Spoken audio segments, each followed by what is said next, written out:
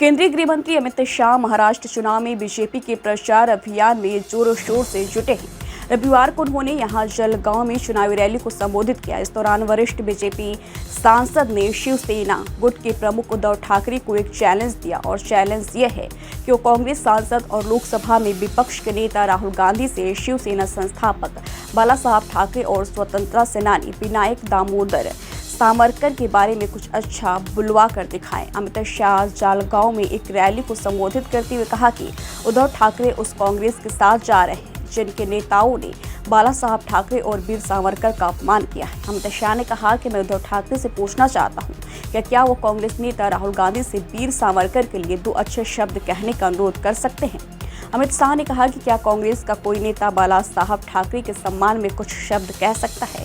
उन्होंने कहा कि अच्छा होगा कि महाराष्ट्र के लोग उन लोगों को जान लें जो ऐसे विरोधाभास के बीच गठबंधन सरकार बनाने का सपना लेकर आए।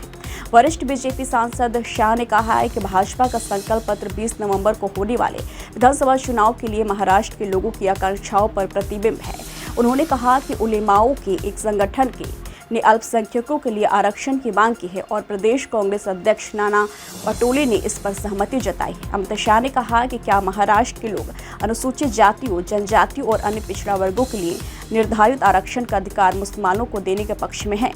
उन्होंने आगे कहा कि हमारे संविधान में धर्म के आधार पर आरक्षण का प्रावधान नहीं है, फिर भी कांग्रेस ने सत्ता में आने से पहले आरक्षण का वादा किया। लोगों को इस मुद्दे पर संज्ञान लेना चाहिए। अमित शाह ने कहा है कि भाजपा का संकल्प पत्थर की लकीर है।